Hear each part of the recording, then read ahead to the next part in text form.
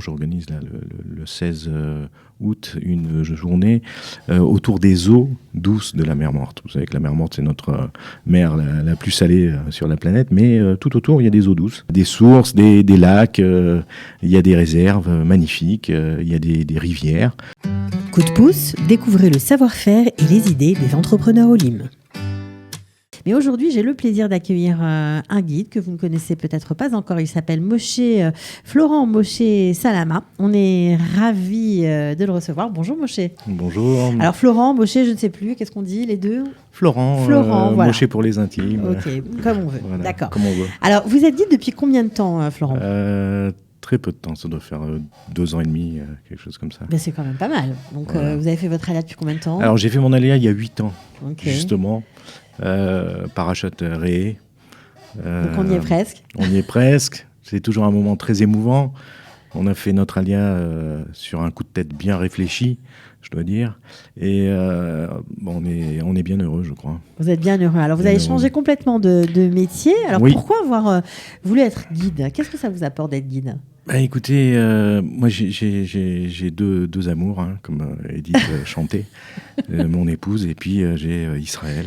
D'accord. Et il y a une vingtaine d'années, j'avais pensé à faire de l'archéologie, de l'histoire, et je ne l'ai pas fait. Et puis finalement, quand je suis arrivé ici, quand on fait son alia, on refait un petit peu, on repart à zéro.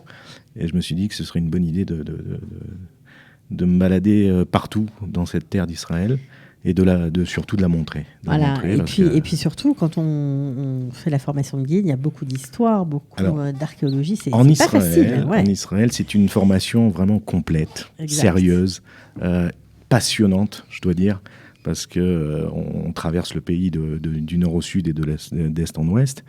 Donc c'est vraiment, on aborde tous les sujets.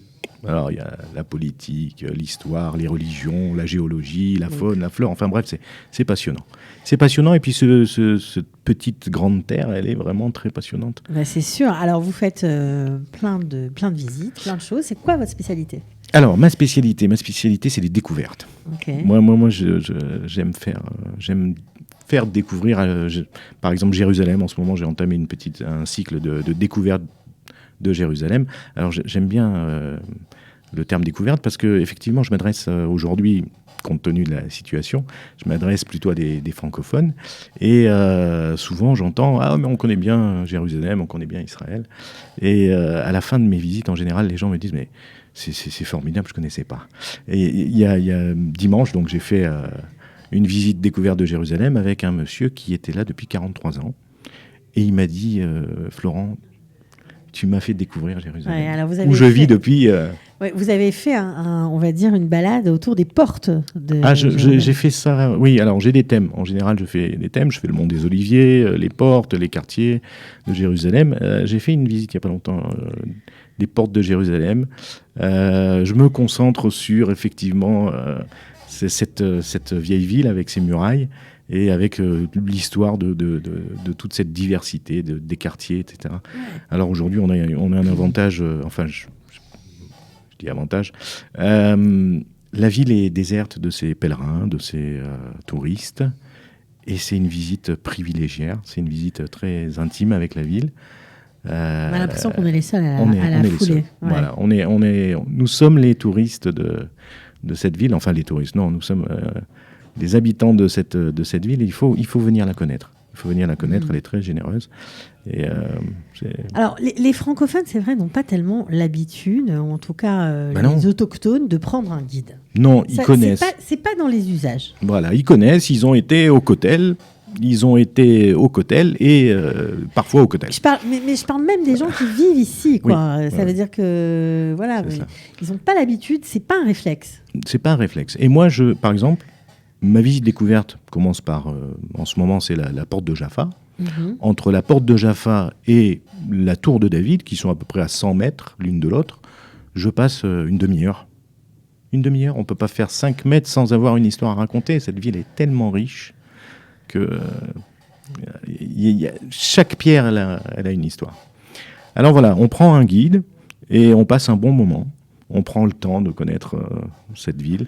Alors je fais bien sûr tout Israël, hein, j'emmène les gens un peu partout. On a vu quelques photos, Masada aussi, la mer Morte, Tel Aviv bien évidemment. Voilà. Je fais beaucoup les sites archéologiques, les musées quand ils sont ouverts. En ce moment, c'est très difficile.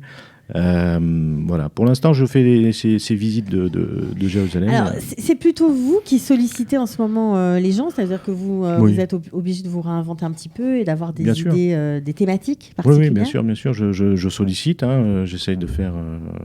De proposer, parce que jusqu'à présent, je travaillais par l'intermédiaire d'agences. Je travaille en anglais et en français, donc j'avais beaucoup de touristes. Voilà, et donc là, il n'y a plus de touristes. Là, j'ai plus de touristes. Donc, je m'adresse à mes proches. Voilà. Et souvent, c'est des bonnes surprises, parce qu'ils ne connaissent pas vraiment... la ville, ils ne connaissent pas vraiment Israël. C'est-à-dire que là, c'est vrai qu'on n'a pas l'occasion de voyager cet été, en tout cas. Voilà. Et puis, parfois, on n'a pas les moyens non plus, même d'aller à l'hôtel, tout simplement, en Israël. Donc, pourquoi pas se faire des petites journées de vacances. Ça peut être une option. Oui, parce que l'avantage, nous avons une grande terre, mais en très peu de temps, on peut se balader un peu partout. Et puis, surtout, les paysages sont extrêmement variés. Donc on passe du désert à la forêt, de la forêt à la mer. On a 4 mers. Hein, on peut vraiment faire de très belles journées et on ne s'ennuie jamais. Qu'est-ce que vous préférez découvrir avec vos clients ? Qu'est-ce que je préfère ? Moi, j'aime beaucoup le désert, donc souvent je les emmène du côté de la mer Morte. D'ailleurs, j'organise là, le 16 août une journée autour des eaux douces de la mer Morte. Vous savez que la mer Morte, c'est notre mer la plus salée sur la planète, mais tout autour, il y a des eaux douces. C'est-à-dire ? Il y a des Mayanotes. Des sources. Des sources, voilà, des sources, des lacs. Il y a des réserves magnifiques. Il y a des rivières. Et on peut passer une journée dans le désert à plus de 40 degrés à l'ombre, mais en se délassant dans l'eau, les pieds dans l'eau. Voilà. Alors, est-ce que vous allez nous faire rêver en nous donnant quelques noms de sentiers qu'on pourrait découvrir avec vous ? Bien sûr, on peut aller à Enprat, qui est une rivière mythique, hein, à côté de Anatote, où vivait Jérémie. Oui, il faut vous dire que la terre d'Israël, on la lit pratiquement tous les Shabbats. On la lit dans le Tanakh. Et ici, quand qu'on me suit dans mes pérégrinations, on a les images. On a les images de ce qu'on a lu dans la semaine, dans la paracha de la semaine. Parce que tout le Tanakh décrit avec énormément de détails l'endroit où nous vivons. Les collines, les rivières, les montagnes, enfin tout est décrit. Et c'est intéressant aussi. Après, on n'a plus la même vision quand on aborde le Tanakh, on a du concret. Alors, si vous organisez cette journée le 16 août, hein, c'est ça ? 16 août, ce sera dans la région de la mer Morte. Est-ce qu'il faut crapahuter ? Est-ce qu'il faut marcher longuement ? Il faut marcher, bien sûr, il faut toujours un petit peu donner de soi. Hein, vous savez, la terre d'Israël est généreuse, mais il faut lui donner... Alors oui, il faut marcher de temps en temps. Je fais des treks. Je commence toujours le matin tôt par des treks, puisque vu les chaleurs. Des petits treks qui ne sont pas très longs, qui sont faisables par tout le monde. Mais en général, je mets ça le matin tôt, et puis ensuite, on fait des parcours un peu moins compliqués. Mais non, c'est pas compliqué. Voilà, je veux dire, c'est pas difficile. Alors, voilà. Ça, vous avez parlé pour ceux qui n'étaient pas très marcheurs. Maintenant, il y a parfois des marcheurs qui ont envie aussi de profiter. Alors, est-ce que vous avez un programme long trek de 5 heures, par exemple, j'ai des programmes extrêmes. J'appelle ça extrême. Oui, bien sûr, parce que ce petit pays est parcouru de sentiers qui ont tous été tracés. On a des réserves naturelles partout. On a 69 parcs Reshut HaTeva. On a les parcs du KKL. Enfin, bref, on a une pléthore de sentiers et d'excursions à faire sur ce petit pays. Alors, par exemple, on peut faire Nahal Prat, donc la rivière. On peut soit la faire en 1 heure, 2 heures, 5 heures. jusqu'à Ain Maboua, Masada, autour de Masada, on fait un tas de choses. Wadi Kelt. Wadi Kelt, voilà, j'ai fait il n'y a pas longtemps Wadi Kelt, c'était une merveille. C'est magnifique. La nature est toujours au rendez-vous de toute façon. Ensuite, sur la plaine côtière aussi, on a de magnifiques balades. J'ai fait une balade il n'y a pas longtemps sur Khirbet Kayafa, un site extraordinaire, une rencontre. On est allé visiter le lieu où David a coupé la tête à Goliath. Et quand on est à Khirbet Kayafa, qui est un tel archéologique qui a été redécouvert en 2007, on est dans l'histoire des combats entre les Israélites et les Philistins. Alors vous baladez comme certains guides avec la Bible en main ? Oui, sans arrêt, oui. Oui, bien sûr. C'est notre référence, c'est notre livre de chevet. C'est la Bible, Flavius Joseph et... ma foi, on a besoin d'un autre. On a une chance extraordinaire, nous, les guides israéliens, puisque tout est écrit dans notre Bible et on ne raconte que ces histoires. En tout cas, essentiellement, toutes ces histoires sont présentes dans nos Est-ce que les gens sont excursions. Surpris, parce que vous parlez de gens qui sont pratiquants, mais il y a beaucoup de gens qui ne lisent pas la paracha toutes les semaines, qui ne sont pas tellement pratiquants.